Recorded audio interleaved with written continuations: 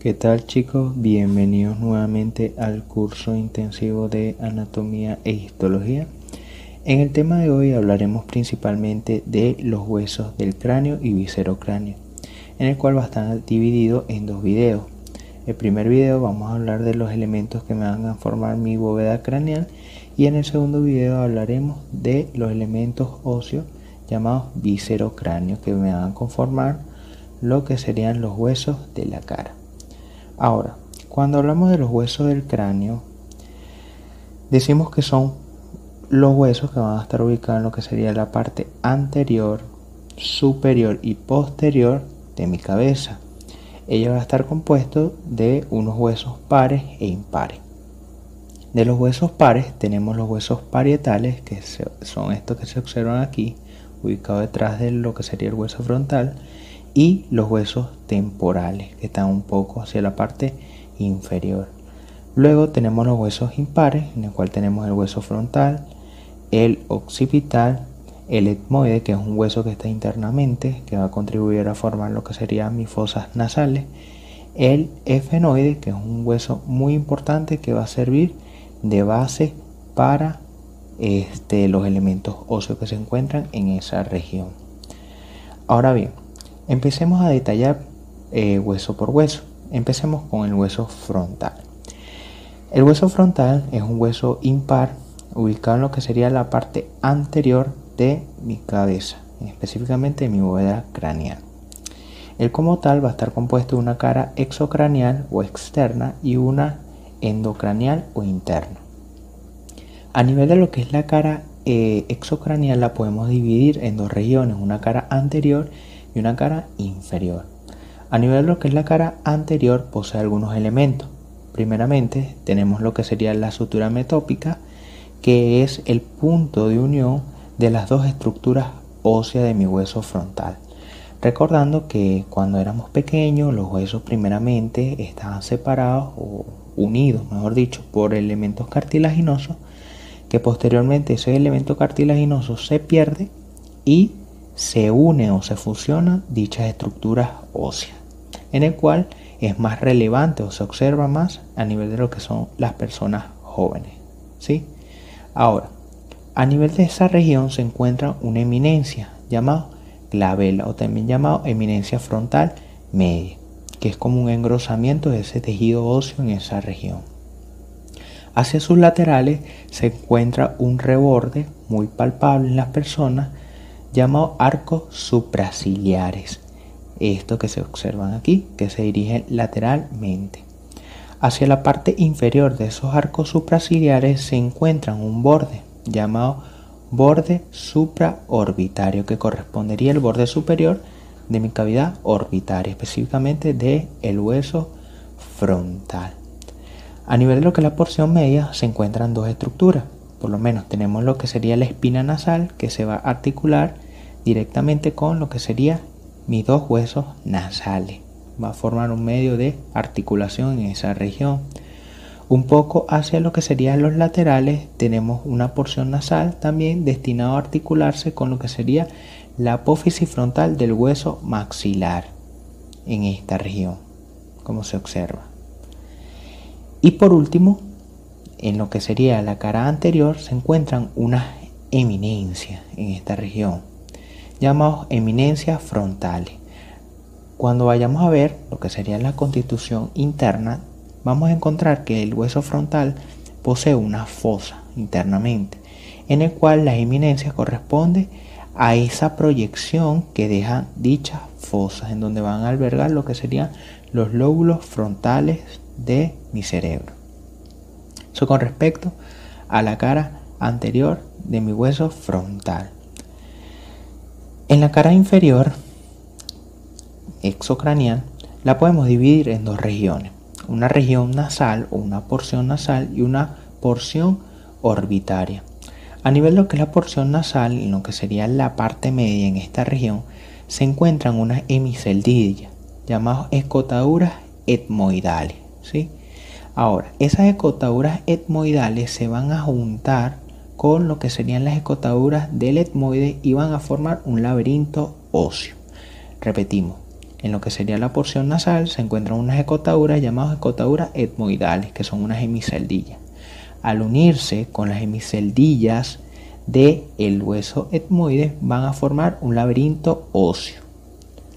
Ahora, hacia la parte anterior se encuentra nuevamente lo que sería la espina nasal, en el cual la espina nasal se va a articular con mi hueso nasal, va a formar un medio de articulación que va a contribuir a formar mi cavidad nasal.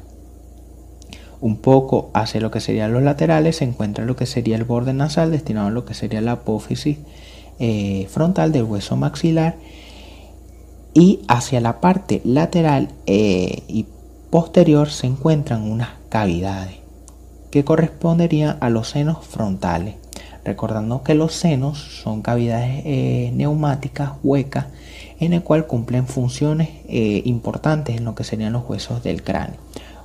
Primeramente nos permiten actúan como resonantes de la voz para que se proyecte más, y aparte cumple funciones también de liberar peso del cráneo como tal. Eso correspondería a todos los elementos que se encuentran en la porción nasal de mi cara inferior de mi hueso frontal. A nivel de lo que es la porción orbitaria, se encuentran dos estructuras muy importantes. Primeramente, externamente, tenemos esta fosa, llamada fosa de la glándula lagrimal, en el cual va a albergar lo que sería la glándula lagrimal. Y un poco hacia lo que sería la porción interna se encuentra otra fosa, llamada fosita troclear, en el cual me permite la inserción del músculo oblicuo mayor del ojo, en el cual va a contribuir a formar un medio de inserción. Repetimos, externamente fosita de la glándula lagrimal, en el cual se alberga la glándula lagrimal, e internamente tenemos otra fosa llamada fosita troclear que da inserción a lo que sería el músculo oblicuo mayor del ojo. A su vez, se observa que a nivel de lo que es la porción orbitaria va a contribuir a formar el techo de mi cavidad orbitaria. Ya lo vamos a ver más adelante. Como se observa en la imagen, va a contribuir a formar la parte superior de mi cavidad orbitaria y parte de la porción lateral de mi cavidad orbitaria. Cabe destacar que a nivel de lo que es la porción, la cara exocraneal, se encuentran estos bordes.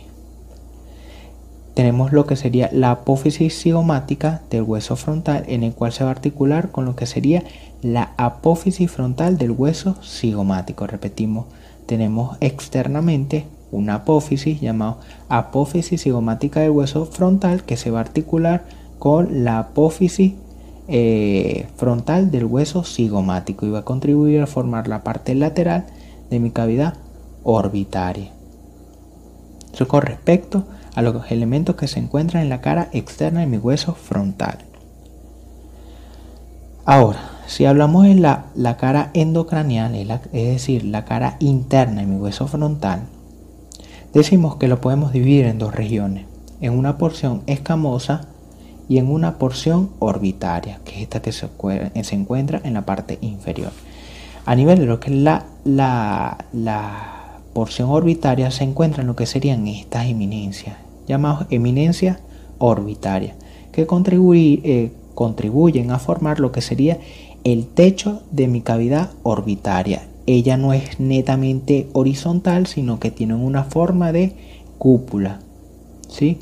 Ella no es como tal, el techo de la cavidad orbitaria no es plana, sino que posee una eminencia, vamos a decirlo como una estructura convexa hacia arriba. Ahora, a nivel de lo que es la porción escamosa, en sus porciones laterales se encuentran lo que serían las fosas frontales, en el cual van a albergar lo que serían los lóbulos frontales del cerebro. Repetimos, a nivel de lo que es la porción escamosa se encuentran unas fosas llamadas fosas frontales, en el cual van a albergar lo que serían los lóbulos frontales de mi cerebro. Hacia la porción media se encuentran algunas estructuras.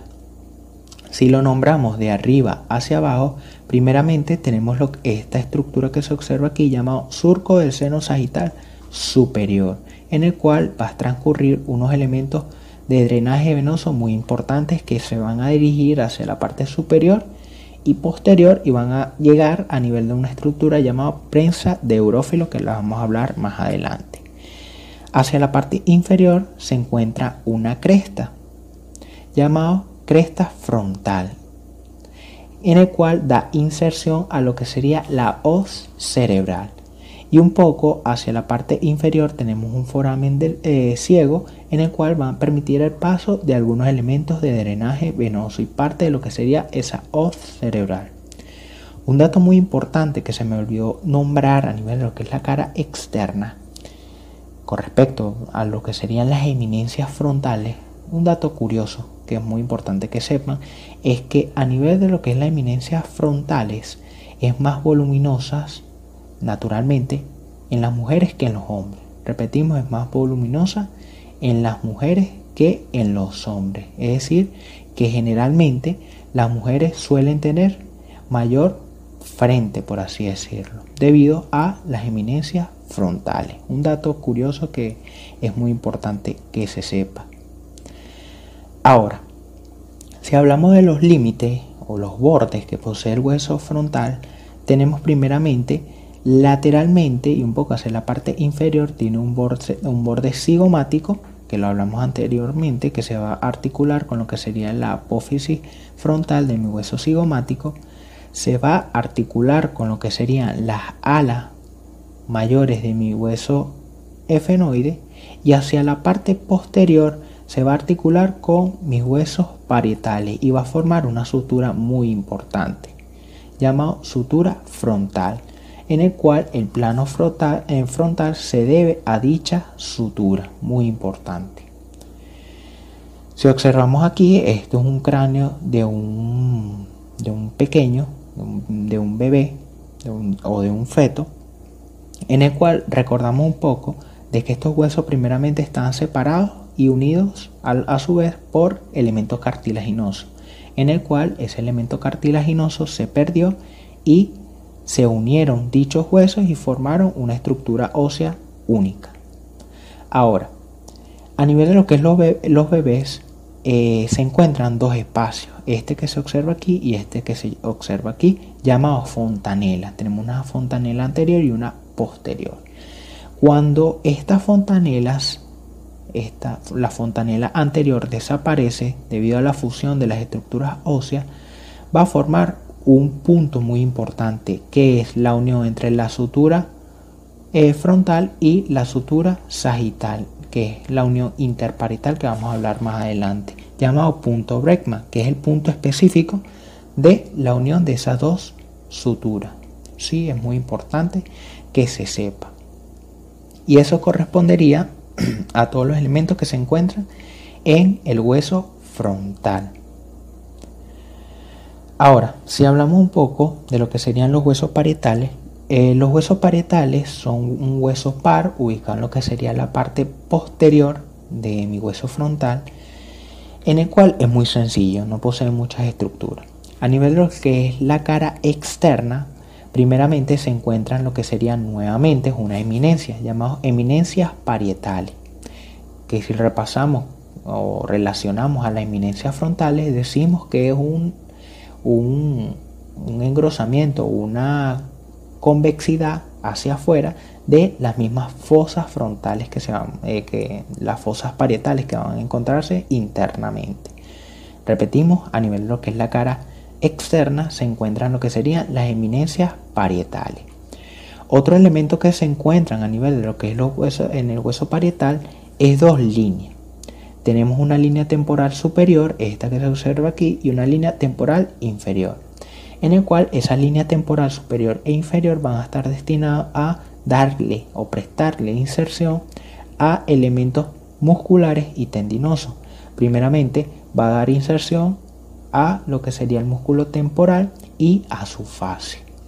Nuevamente repetimos, a nivel de lo que es la cara exocranial del hueso parietal tenemos dos estructuras muy importantes. Primeramente las eminencias parietales y lo que serían las líneas temporales superiores e inferiores, que dan inserción al músculo temporal superior, el músculo temporal y a su fase. Ahora, a nivel de lo que es la cara endocraneal o interna, tenemos un poco más estructura. Primeramente tenemos lo que serían las fosas parietales, destinadas a albergar lo que serían los lóbulos parietales del cerebro, recordando que externamente tenemos la eminencia.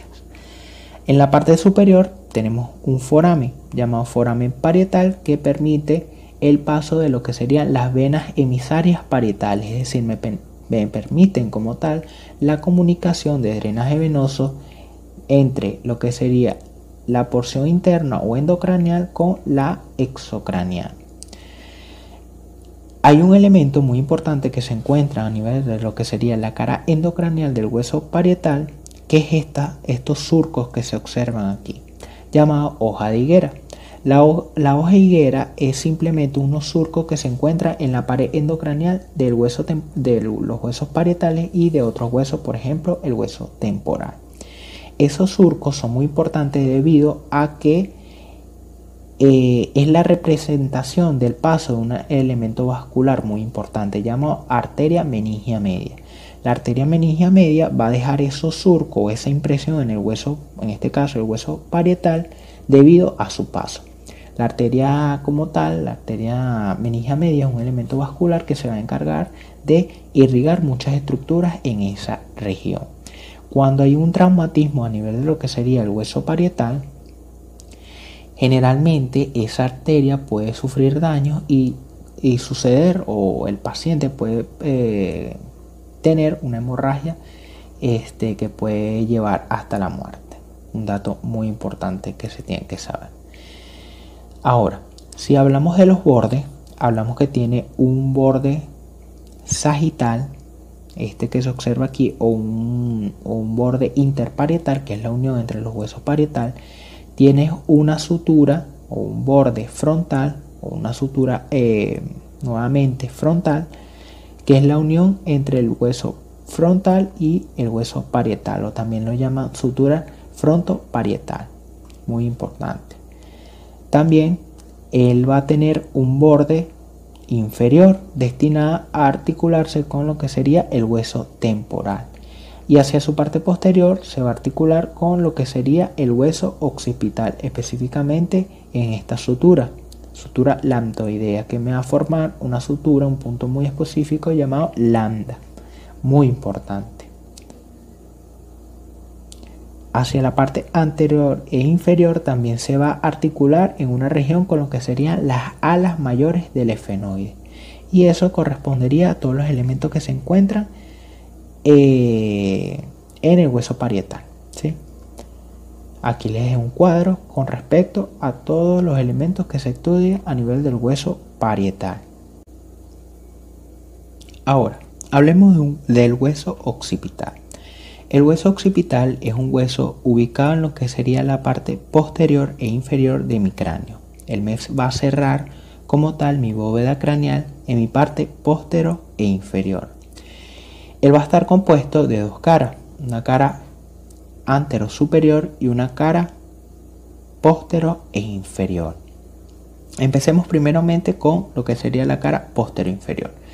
A nivel de lo que es la cara postero inferior se encuentra este foramen llamado foramen magno, en el cual permite el paso de la médula espinal, que se va a transformar en bulbo raquídeo. Repetimos, el foramen magno es un orificio, un foramen muy voluminoso, en el cual va a permitir la transición bulbo-medular. Él, a su vez, también permite el paso de algunos elementos vasculares, como serían las arterias vertebrales, que se van a encargar de irrigar ciertas estructuras en esa región. A su vez, permite el paso de un nervio muy importante, que forma parte de lo que serían los pares craneales, llamado nervio accesorio, que es el número 11, muy importante. Hacia la parte anterior se encuentra un elemento óseo muy voluminoso llamado porción basilar o apófisis basilar, también llamado, en el cual se va a articular en lo que sería la cara posterior del dorso de la silla turca. La vamos a ver más adelante, que la silla turca es un elemento estructural muy importante que correspondería al hueso esfenoide. En su porción inferior se encuentra un tubérculo llamado tubérculo faríngeo. Ese tubérculo faríngeo es muy importante debido a que da inserción a algunos elementos importantes. Por ejemplo, da inserción a lo que sería la fascia faringobacilar y da también inserción a lo que sería el músculo constrictor superior de la faringe. Repetimos, da inserción a lo que sería la fascia faringobacilar y al músculo constrictor superior de la faringe. Muy importante. Hacia lo que sería un poco hacia la parte superior se encuentra lo que sería la escama del occipital. La escama del occipital es una de las regiones más voluminosas o más extensas de dicho hueso. Primeramente tenemos este elemento llamado cresta occipital externa, en el cual se dirige hacia la parte superior y se encuentra como una protuberancia o una eminencia pequeña, llamado protuberancia occipital externa. Repetimos nuevamente, tenemos una cresta llamada cresta occipital externa, en el cual hacia la parte superior se encuentra una protuberancia llamada protuberancia occipital externa. A nivel de lo que es esta protuberancia occipital externa, se desprenden unas líneas llamadas líneas nucales superiores que se dirigen lateralmente y hacia la parte inferior. A su vez, a nivel de lo que es la cresta occipital externa, se encuentra una línea que se va a desprender de medial a lateral, nuevamente de forma oblicua, lateral y hacia la parte inferior, llamado línea nucal inferior. ¿Por qué son importantes estas líneas nucales? Debido a que permiten la inserción de algunos elementos musculares que se van a encontrar a nivel de lo que es la región nucal específicamente. También lo que podemos explicar en la cara posterior inferior se encuentran estos elementos llamados cóndilos occipitales. Vamos a buscar una imagen mejor. Esto que se observa aquí. Los cóndilos occipitales es una estructura que se dirige de lateral a medial en esta dirección. Son dos, uno izquierdo y uno derecho, en el cual me van a recibir o se van a articular con las carillas articulares superiores de mi primera vértebra cervical. Repetimos, los cóndilos occipitales son una estructura ósea que se dirige lateral a medial y van a recibir y se van a articular con las carillas articulares superiores de mi primera vértebra cervical llamado atlas. Muy importante. A nivel de lo que es esta región, a nivel de lo que es los cóndilos, se encuentra una pequeña fosita llamada fosa condilia, en el cual se encuentra un pequeño conducto aproximadamente en esta región, en el cual permite el paso de algunas arteriolas que se van a encargar de irrigar estructuras adyacentes. También a nivel de lo que es la base de esos cóndilos se encuentran un foramen o un conducto llamado conducto del nervio hipogloso, en el cual va a pasar el nervio del mismo nombre, es decir, el nervio hipogloso, en el cual ese foramen va a estar delimitado por una rama anterior y una rama posterior a nivel de lo que sería la base de mis cóndilos. Muy importante. Eso es con respecto a todos los elementos que se encuentran en la cara postero inferior de mi hueso occipital. A nivel de lo que es la cara antero superior se encuentran otras estructuras. Primeramente se encuentra lo que es el clíbux, que es esta estructura o este límite en forma de C, muy importante, que se observa más a nivel de lo que es la cara postero inferior. El clíbux es muy importante decir que tiene forma de C abierto hacia la parte posterior, en el cual se va a continuar con lo que sería el foramen magno y va a albergar lo que sería la transición bulbo-medular. A nivel de lo que sería la cara antero superior se encuentran unas estructuras muy importantes también. Primeramente, lateralmente se van a encontrar 4 fosas. Tenemos 2 fosas inferiores y 2 fosas superiores, en el cual van a estar delimitados medialmente por algunas estructuras que vamos a hablar más adelante.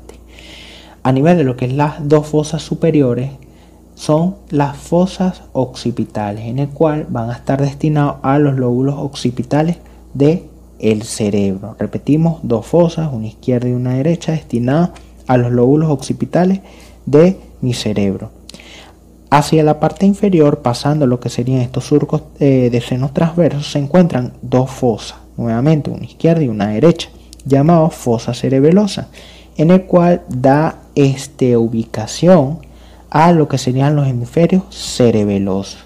Repetimos, 4 fosas, 2 superiores y 2 inferiores, las superiores destinadas a los lóbulos occipitales y las 2 inferiores destinadas a lo que serían los hemisferios cerebelosos.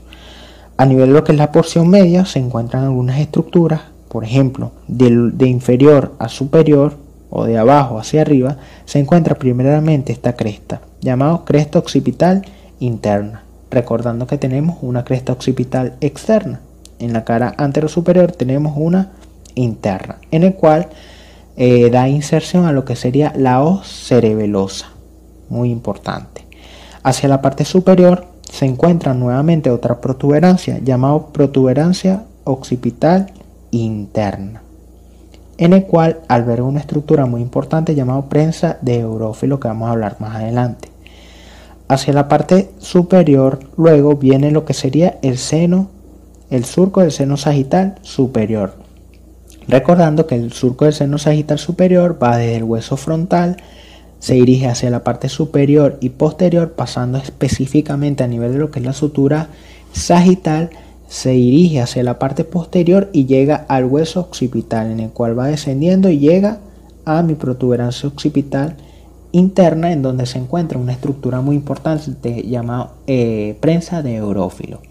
La prensa de Eurófilo es simplemente un entrecruzamiento de elementos de drenaje venoso, en el cual van a estar compuestos de lo que sería el surco del seno sagital superior y 2 surcos horizontales, llamados surco del seno transverso, uno derecho y uno izquierdo, en el cual van a llegar a un punto medio y se van a comunicar o van a drenar en un punto específico. Muy importante lo que sería la prensa de Eurófilo es que cuando hay traumatismo a nivel de lo que es el occipital, esa prensa de Eurófilo, debido a una fractura en esa región, puede desencadenar una hemorragia muy importante, en el cual puede llegar a el fallecimiento del individuo. Muy importante que se sepa. Eso con respecto a los elementos que se encuentran en la cara anterosuperior de mi hueso occipital. Cuando hablamos un poco de sus límites, tenemos que hacia adelante y a la parte superior se va a continuar con lo que sería el hueso parietal, o mejor dicho, los 2 huesos parietales, en el cual me va a formar lo que es la sutura lambda, que es la unión entre los huesos parietal y el occipital, y hacia la parte anterior también se va a comunicar o se va a articular, mejor dicho, con lo que sería el hueso temporal, específicamente con lo que sería la región mastoidea, que vamos a hablar más adelante. Aquí les dejé todos los elementos que se encuentran a nivel de lo que sería mi hueso occipital. Ahora, hablemos del hueso efenoide. El hueso efenoide es uno de los huesos más complicados, por así decirlo, y al que generalmente los estudiantes de medicina le tienen miedo. Sin embargo, vamos a ver que es un hueso relativamente sencillo de aprender. Sin embargo, posee muchas cantidades de estructuras y elementos, ¿sí? Ahora, si hablamos un poco del hueso efenoide, decimos que es un hueso impar, en el cual me va a servir de base de articulación de casi todos los huesos del cráneo y del viscerocráneo. Es un punto, una estructura ósea en donde van a permitir articularse muchas estructuras óseas adyacentes. Ella va a estar compuesta de una porción central llamada cuerpo y unas porciones laterales, en el cual se van a encontrar lo que serían las alas menores del efenoide y las alas mayores. Ella también va a contribuir a formar lo que sería parte de lo que sería la cavidad orbitaria y parte de lo que sería mi cavidad nasal. Ahora, si hablamos un poco de lo que sería el cuerpo a nivel de lo que es la cara superior, primeramente se encuentra esta estructura muy voluminosa llamado yugo esfenoidal. El yugo esfenoidal va a estar delimitado hacia adelante por lo que sería la lámina cribosa del etmoide. Repetimos, hacia adelante va a estar delimitado por lo que sería el borde posterior de la lámina cribosa del etmoide, en el cual va a estar delimitado por un pequeño relieve llamado limbo esfenoidal. Repetimos, el yugo esfenoidal va a estar delimitado hacia adelante por el borde posterior de la lámina cribosa del etmoide y por lo que sería un pequeño reborde llamado limbo esfenoidal. A nivel de lo que es el yugo esfenoidal, en la parte anterior y lateral se desprende una de las ramas de las alas menores del esfenoide que vamos a describir más adelante. Luego de pasar lo que sería el limbo esfenoidal, que es este relieve que hablamos anteriormente, se encuentra un pequeño surco llamado surco prequiasmático, en donde va a albergarse lo que sería el quiasma óptico, que vamos a ver más adelante. Lateralmente a ese surco prequiasmático se encuentran unos conductos, en el cual va a estar delimitado por la rama anterior y posterior de mis alas menores a nivel de lo que es la base. A nivel de lo que es el conducto óptico va a pasar lo que sería el nervio óptico, ya sea del lado izquierdo como del lado derecho, en el cual ese nervio óptico se va a unir y va a formar lo que sería el quiasma óptico. Cuando vean visión, van a ver que el nervio óptico va a estar compuesto de dos tipos de fibras, unas nasales que son mediales y unas temporales que son laterales. A nivel de lo que es las ramas mediales van a entrecruzarse a nivel de lo que es el quiasma óptico, pero un dato muy importante que se tiene que saber y lo van a estudiar con mayor profundidad a nivel de lo que es el ojo o visión. Hacia la parte posterior se encuentra una pequeña concavidad en el cual se llama fosa hipofisiaria de la silla turca o simplemente silla turca.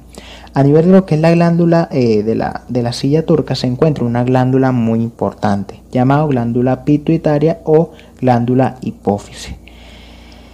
Un dato muy importante de lo que sería la glándula hipófisis es que cuando hay procesos de desequilibrio hormonal en dicha glándula, ella generalmente se dirige hacia la parte anterior, aumentando de tamaño, en el cual puede hacer presión a nivel de lo que sería el quiasma óptico. El hacer presión a nivel de lo que sería el quiasma óptico, generalmente la persona puede perder la visión, ya sea temporalmente como permanentemente. Un dato muy importante que se tiene que saber. Hacia la parte posterior de esa silla turca se encuentra un dorso llamado dorso de la silla turca. A nivel de lo que es el dorso de la silla turca, en su borde superior y laterales se encuentran unas pequeñas eminencias o protuberancias llamadas apófisis clinoides posteriores. Hay unas apófisis clinoides anteriores que van a estar delimitadas por lo que sería el borde posterior de las alas menores del esfenoide en esta región. Y es muy importante debido a que el límite como tal de la silla turca va a estar dada primeramente hacia adelante por las apófisis clinoides anteriores, que recordando es el borde posterior de las alas menores del esfenoide, y hacia la parte posterior va a estar delimitada por lo que sería la apófisis clinoides posteriores, y eso contribuirá a el límite de mi silla turca como tal. Hacia lo que sería la parte lateral de mis cuerpos, de mi cuerpo, el esfenoide, se encuentra o se desprende lo que serían las alas mayores del esfenoide en la parte lateral e inferior, en el cual vamos a describir más adelante. Eso correspondería a todos los elementos que se observan en la cara superior de mi cuerpo del esfenoide. Si vamos hacia la cara inferior del esfenoide, tenemos un elemento muy importante, esta estructura que se observa aquí, llamado pico esfenoidal. Ese pico esfenoidal se va a articular con lo que sería el borde superior del vómer, sabiendo que el vómer es un hueso impar que forma parte de lo que serían los elementos óseos de mi viscerocráneo, que lo vamos a estudiar más adelante, y va a contribuir a formar mi tabique nasal. Él, a unirse con lo que sería el pico esfenoidal, va a contribuir a formar un conducto llamado conducto esfenovomeriano mediano, muy importante. En la cara inferior también se puede encontrar lo que serían las apófisis pterigoides, que es un elemento que van a contribuir a formar mis fosas nasales, mejor dicho, mi cavidad nasal, en el cual en su parte inferior se encuentra un elemento ganchoso llamado gancho de la apófisis pterigoide, que vamos a escribir más adelante. Y eso correspondería a todos los elementos o los elementos más importantes que se encuentran en la cara inferior del efenoide. Hacia la cara anterior se encuentra un elemento muy importante, que es este que se observa aquí, que se llama cresta del efenoide o cresta esfenoidal, en el cual él se va a articular con lo que sería el borde posterior de la lámina perpendicular del etmoide, en el cual vamos a escribir más adelante. Hacia lo que serían las laterales de esa cresta esfenoidal se van a encontrar unas cavidades que corresponderían a los senos esfenoidales, que hablamos anteriormente, que los senos son unas cavidades huecas que corresponderían a los huesos neumáticos, en el cual tiene una pequeña capa de mucosa, pero principalmente contienen aire. Y un poco hacia lo que sería la parte lateral se encuentran lo que serían las hemiceldillas esfenoidales, que junto a lo que serían las hemiceldillas del etmoide forman un laberinto óseo nuevamente, muy importante. Eso correspondería a lo que sería la cara anterior. También se encuentran algunas estructuras un poco laterales que vamos a hablar más adelante, como por ejemplo la fisura orbitaria superior, en el cual transcurren muchos elementos vasculonerviosos. Hacia la cara posterior no hay mucho que decir. A nivel de lo que es el cuerpo se encuentra lo que sería la cara posterior del dorso de la silla turca, en el cual correspondería a la articulación con la apófisis basilar del occipital, recordando que el occipital tiene como una estructura ósea llamada apófisis basilar, que se va a articular directamente en esta región y me va a cerrar mi cráneo en la parte posterior de esta, muy importante. Y eso correspondería a todos los elementos, o principalmente los elementos que se encuentran en el cuerpo del efenoide en su cara posterior. En una vista lateral, vamos a ver más adelante, se encuentra nuevamente esto. En la cara posterior también se observa lo que sería la hendidura esfenoidal o fisura orbitaria superior, donde transcurre elementos muy importantes que vamos a escribir más adelante. Ahora, si hablamos de los elementos laterales que se encuentran a nivel de lo que es el efenoide, primeramente hablamos de esto, de las alas menores del efenoide. Las alas menores del efenoide es un elemento óseo triangular en el cual va a estar compuesto de una rama anterior, una rama posterior y un vértice, en el cual su base es medial. Que se encuentra muy importante en nivel de lo que es las alas menores del efenoide. Primeramente este conducto, que es el conducto óptico, en donde va a pasar o me va a transcurrir el nervio óptico, delimitado nuevamente por la rama posterior y anterior de mi ala menores del efenoide, muy importante. Tiene dos caras, una superior y una inferior, en el cual la cara superior va a contribuir a formar parte de mi fosa craneal anterior. Más adelante vamos a ver que la endobase se divide en tres fosas, una fosa craneal anterior, una media y una posterior. A nivel de lo que es la cara inferior de las alas menores del efenoide va a contribuir a formar lo que sería el techo de mi cavidad orbitaria. Es un elemento que va a delimitar lo que sería la parte superior de mi cavidad orbitaria. Hacia la parte anterior nuevamente se va a articular con lo que sería la lámina cribosa del etmoide y hacia lo que sería el borde posterior se va a continuar con lo que sería la apófisis clinoide anterior, que me va a delimitar hacia adelante mi silla turca. Un poco más de repaso. Ahora, si hablamos un poco de lo que serían las alas mayores, estas que se observan aquí, son unas estructuras muy voluminosas y de gran tamaño. Ella a su vez va a tener tres caras y cuatro bordes. Tiene una cara primeramente cerebral, esta que se observa aquí, en el cual va a estar viendo hacia el interior de mi cavidad craneal. Va a tener una cara orbitaria, que es esta que se observa aquí, que va a contribuir a formar parte de mi cavidad orbitaria, específicamente lo que sería la parte posterior y superior de mi cavidad orbitaria, y va a tener una cara externa o exocraneal. Vamos a buscar una imagen, esta que se observa aquí, en el cual se va a articular con el hueso frontal, el hueso parietal y el hueso temporal, y eso correspondería a las tres caras de las alas mayores del efenoide: una exocraneal, nuevamente repasando, una cerebral y una orbitaria, esta que se observa aquí. Los bordes ya los repasamos, pero es importante recalcarlo. Va a tener un borde temporal destinado a articularse con el hueso temporal, un borde parietal destinado a articularse con el hueso parietal y un borde frontal destinado a articularse con el hueso frontal.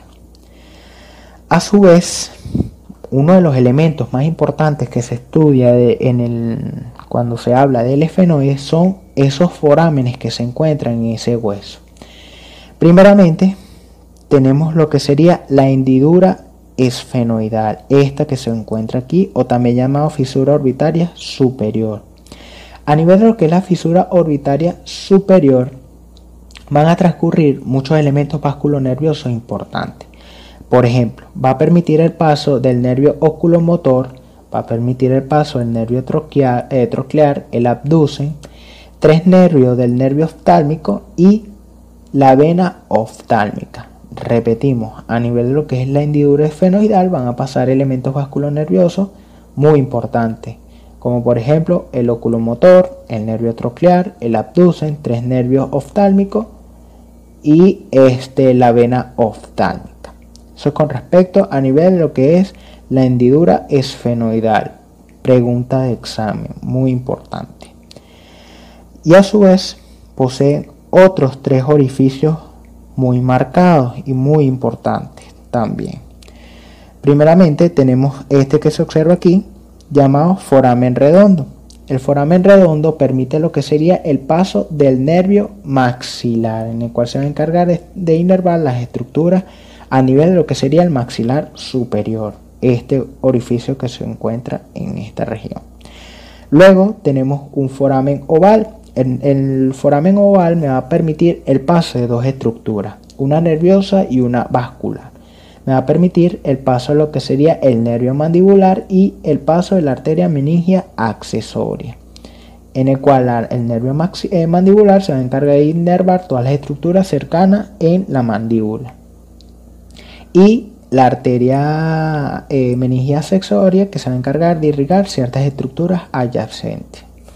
Y por último tenemos este foramen, este que se observa aquí, llamado foramen espinoso, este que se observa aquí, en el cual va a dar paso a un elemento muy importante que ya lo hablamos anteriormente, que permite el paso de la arteria meningia media, sabiendo que la arteria meningia media es una arteria muy voluminosa que se va a encargar de irrigar muchas estructuras en esa región. Repetimos, tres forámenes, nuevamente, muy importante.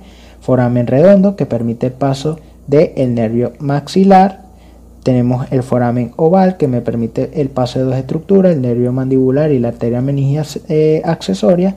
Y por último, el foramen espinoso, que me permite el paso de la arteria meningia media propiamente dicha. Eso es con respecto a los forámenes más importantes a nivel del hueso esfenoide. Y por último, tenemos lo que serían unas estructuras óseas que se desprenden en la parte inferior, estas que se observan aquí, llamado apófisis pterigoide. Las apófisis pterigoides son unas estructuras óseas en el cual van a contribuir primeramente a formar parte de los límites de mi cavidad nasal. Ellos van a formar como tal la pared lateral de mi cavidad nasal. La apófisis pterigoides como tal, buscar otra imagen, va a estar compuesto de dos láminas, esta que se observa aquí. Va a estar compuesto de una lámina medial y una lámina lateral. La lámina medial es una lámina de tejido óseo que se dirige oblicuamente hacia abajo y un poco hacia afuera. Ella primeramente, la cara interna va a contribuir a formar la pared lateral de mi cavidad nasal. Repetimos. A nivel de lo que es la lámina medial, ella tiene dos caras, una externa y una interna. La interna va a contribuir a formar la pared lateral de mi cavidad nasal. Muy importante.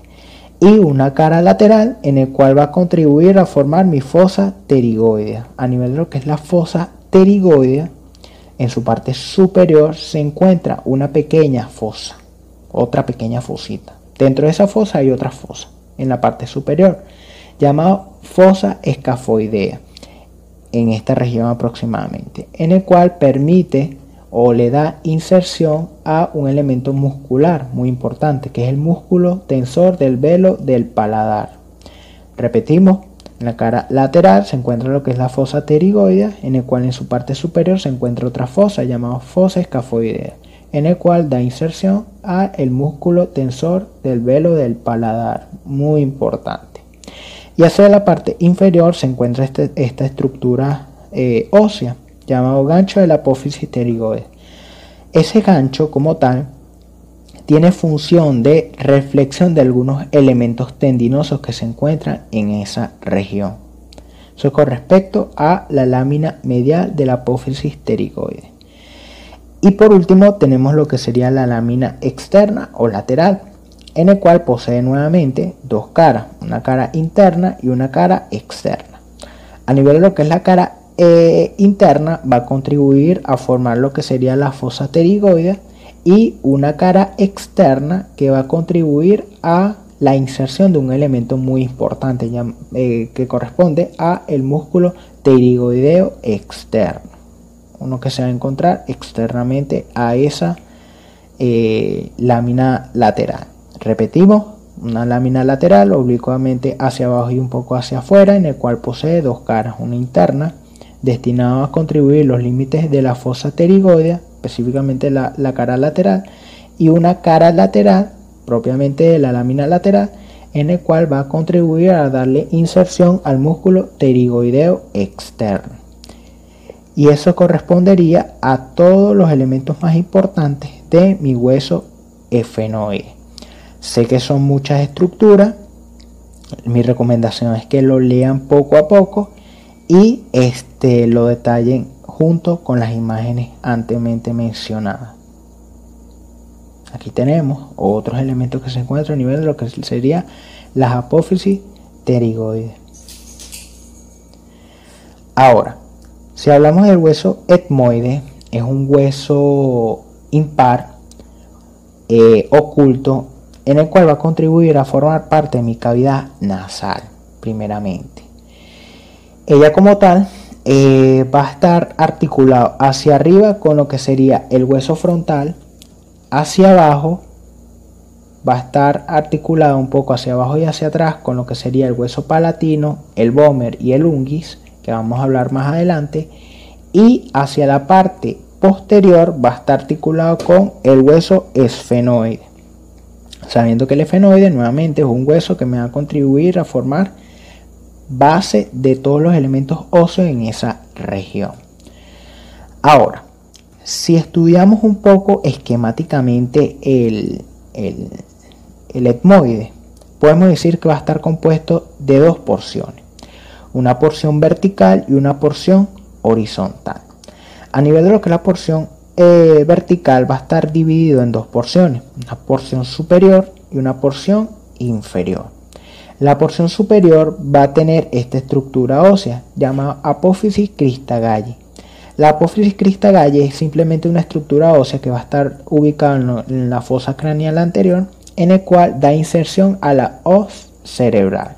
Repetimos, apófisis cristagalli, viendo hacia lo que sería la cara interna de la cavidad craneal, específicamente a nivel de lo que es la fosa craneal anterior, en el cual da inserción a lo que sería la hoz cerebral. Luego de pasar esta estructura ósea que se observa aquí, que la vamos a hablar más adelante, que es la lámina cribosa del etmoide, se encuentra una estructura ósea vertical, llamada lámina perpendicular del etmoide. La lámina perpendicular del etmoide es una estructura ósea muy importante debido a que va a contribuir a formar parte de mi tabique nasal. Vamos a verlo más adelante. Y eso correspondería a todos los elementos que se encuentran en mi porción vertical, apófisis crista galli y lámina perpendicular del etmoide. Ahora, en la porción horizontal tenemos dos estructuras. Primeramente tenemos esta que se observa aquí, llamada lámina cribosa del etmoide, y unas porciones laterales llamadas masas laterales. A nivel de lo que es la porción medial se encuentra esto que hablamos anteriormente, llamado lámina cribosa del etmoide.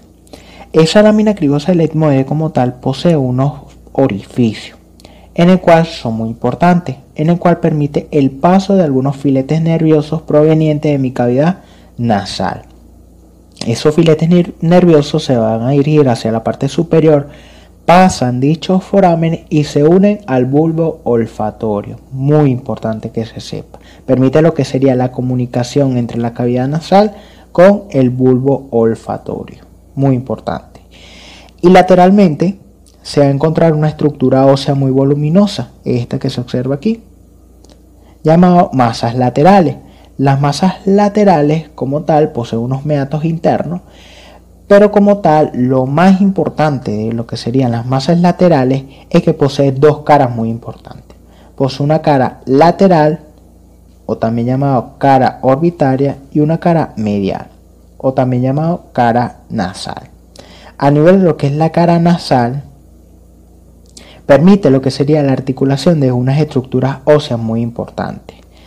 Primeramente, en esa cara nasal o interna, me va a formar lo que sería la pared lateral de mi cavidad nasal. Repetimos, la cara nasal, o también llamado cara medial de las masas laterales, va a contribuir a formar la pared lateral de mi cavidad nasal.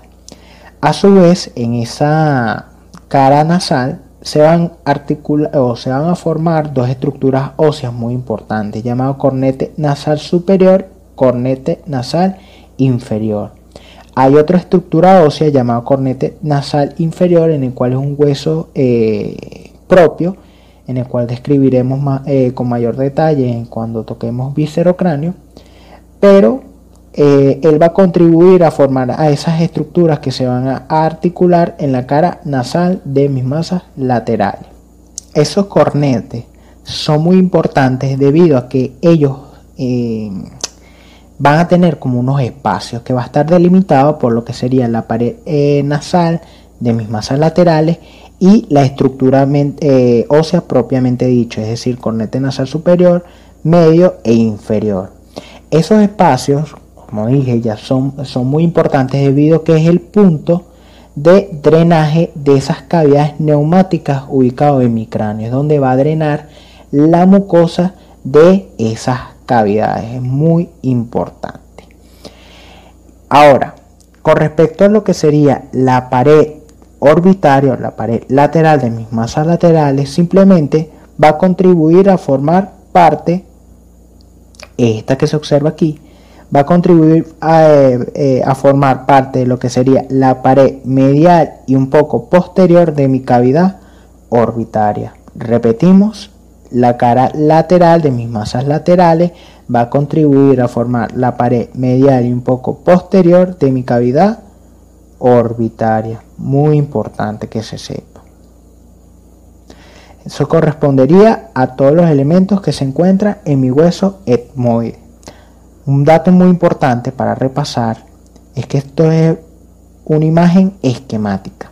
Si vemos la imagen nuevamente del hueso etmoide, tenemos la apófisis crista galli, la lámina perpendicular, la lámina cribosa, que no se observa muy bien aquí en esta región, y las masas laterales con su cara nasal y su cara orbitaria. Muy importante repasar eso. Y por último tenemos el hueso temporal. El hueso temporal primeramente es una estructura ósea par ubicado en la parte inferior de mis huesos parietales, en la parte anterior de mi hueso occipital, en la parte posterior de mi hueso cigomático y en la parte superior de mi hueso mandibular. Él como tal es una estructura ósea que va a cumplir muchas funciones. Primeramente va a cumplir funciones en los procesos de masticación, va a dar inserciones a elementos musculares como es el músculo temporal y también va a albergar una estructura muy importante que son los elementos de la audición. Ahí se va a encontrar lo que sería la cavidad timpánica, el oído interno, parte de lo que sería el oído externo, que va a contribuir a formar todas esas estructuras que me van a permitir escuchar. Como tal, el hueso temporal va a estar dividido en 3 porciones. Tienes una porción mastoidea en esta región, en el cual se llama apófisis mastoidea, en el cual en su cara interna posee una ranura llamada ranura digástrica, en el cual da inserción a elementos musculares. Luego tenemos hacia la parte anterior una porción escamosa, que es la más voluminosa, en el cual va a permitir o va a contribuir primeramente a formar parte de la fosa temporal, en el cual se va a albergar lo que sería el músculo temporal con su fascia. A su vez se encuentra esta estructura en el cual corresponde a la apófisis cigomática. Esa apófisis cigomática se va a articular con lo que sería la apófisis, esta región, con la apófisis temporal de mi hueso cigomático y va a formar un verdadero sitio de articulación. Hacia la cara un poco inferior se encuentran algunas estructuras que vamos a hablar más adelante, como es el conducto auditivo externo, una cavidad glenoidea y unos cóndilos. Y en su cara interna se encuentra una estructura que vamos a describir más adelante, llamado peñasco o porción petrosa del temporal, muy importante. Si describimos un poco las estructuras que se encuentran en la cara externa, primero hablamos nuevamente de la apófisis mastoidea. Luego tenemos una porción escamosa del hueso temporal, en el cual me va a albergar mi músculo temporal con su fascia. Hacia su parte anterior se continúa con lo que sería la apófisis cigomática, que se va a articular con mi hueso cigomático. En su parte inferior se encuentra un conducto llamado conducto auditivo externo, que es una estructura ósea que me va a continuar con el oído medio, muy importante. Hacia la parte anterior se encuentra una cavidad llamada cavidad glenoidea. Esa cavidad glenoidea es muy importante, esta que se observa aquí, debido a que me va a formar una articulación muy importante, llamado articulación temporomandibular. Temporomandibular debido a la unión del hueso temporal con la mandíbula. Esa articulación es la que me va a permitir la apertura y cierre de dicha estructura ósea, es decir, la mandíbula o la cavidad bucal propiamente dicha. Ya es la que me va a permitir lo que sería los procesos de habla, de masticación y de otras funciones similares. Ahora, eso con respecto a, me faltó comentarles que delante de esa cavidad glenoidea se encuentra una estructura ósea muy importante llamado cóndilo, en el cual lo separa de mi cavidad glenoidea. Ahora, si hablamos en la cara interna del hueso temporal, tenemos 3 porciones. Primeramente, a nivel de lo que es la cara interna de la porción escamosa, se encuentran unos surcos muy importantes. Nuevamente, este surco que se encuentra aquí es debido al paso de la arteria meningia media. Hacia la parte posterior se encuentra una estructura muy importante que se observa principalmente en la cara interna, en el cual se llama el peñasco del temporal. El peñasco como tal, o la porción petrosa, es una estructura prismática que se dirige hacia abajo, hacia adelante y medial.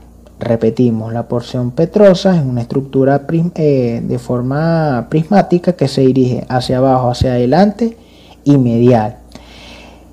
Y hacia la parte posterior se encuentra lo que sería la porción mastoide. ¿Por qué es importante destacar lo que es la porción petrosa? Debido a que la porción petrosa me va a dividir mi cara interna en dos caras. Una cara antero-superior y una cara postero-superior. A nivel de lo que es la cara antero-superior, esta que se encuentra aquí, se encuentra esta estructura o este relieve óseo que se llama eminencia arcuata. Esa eminencia arcuata es simplemente el relieve que deja los conductos semicirculares superiores del oído, que lo van a estudiar cuando toquen audición, muy importante. Hacia la parte más medial se encuentra otro relieve, en el cual corresponde a el tegmen timpani o el techo de la cavidad timpánica, en el cual correspondería al techo de mi cavidad timpánica, es decir, la parte superior de esa cavidad como tal. Entre lo que serían las eminencias arcuatas y mi tegmen timpani se encuentran unos pequeños forámenes en esta región aproximadamente, llamados hiatos de falopio. A nivel de los que serían los hiatos de falopio pasan dos nervios muy importantes, que son los nervios petrosos. Y por último tenemos que en esta región se encuentra un espacio como tal llamado Cavum de Meiker. A nivel de lo que es el Cavum de Meiker es importante debido a que va a albergar lo que sería el ganglio de Gasser. El ganglio de Gasser es un engrosamiento del nervio trigémino, que lo vamos a estudiar cuando toquemos pares craneales, muy importante. Aquí tenemos un repaso nuevamente, eminencias arcuatas, que correspondería al relieve de los conductos semicirculares superiores. Luego le continúa lo que son los hiatos de falopio, en el cual permite el paso de los dos nervios petrosos, el tegmen timpani, que es el techo de la cavidad timpánica, y último tenemos el Cavum de Meiker, que correspondería al espacio en donde se va a encontrar el ganglio de Gasser. Y por último tenemos lo que sería la cara postero-superior. A nivel de lo que es la cara postero-superior, primeramente se encuentra lo que sería el acueducto del vestíbulo, lo que va a unir o se va a comunicar con lo que sería el vestíbulo del oído interno, muy importante. Y por último tenemos este conducto, que es el conducto auditivo interno, recordando que en la cara externa tenemos el externo y por ende en la cara interna tenemos el conducto auditivo interno. Eso es con respecto a los elementos que se encuentran en la cara interna de mi hueso temporal. Aquí tenemos el acueducto del vestíbulo con su conducto auditivo interno. Y por último tenemos lo que sería la cara inferior del hueso temporal. La cara inferior del temporal la podemos dividir en dos regiones. Una cara antero-inferior que se encuentra aproximadamente limitada por lo que sería el conducto auditivo interno, y una cara postero e inferior. A nivel de lo que es la cara antero-superior, en esta región se encuentra primeramente lo que sería la apófisis cigomática, recordando que la apófisis cigomática se va a articular con lo que sería el hueso cigomático, específicamente a nivel de lo que es la apófisis temporal del hueso cigomático. Luego hacia la parte posterior se encuentra esto que se observa aquí, que correspondería al cóndilo, esta que se observa aquí en la imagen como esquema. Hacia la parte posterior de esos cóndilos se encuentra una cavidad llamada cavidad glenoidea, nuevamente es la que me va a permitir lo que será la articulación temporomandibular.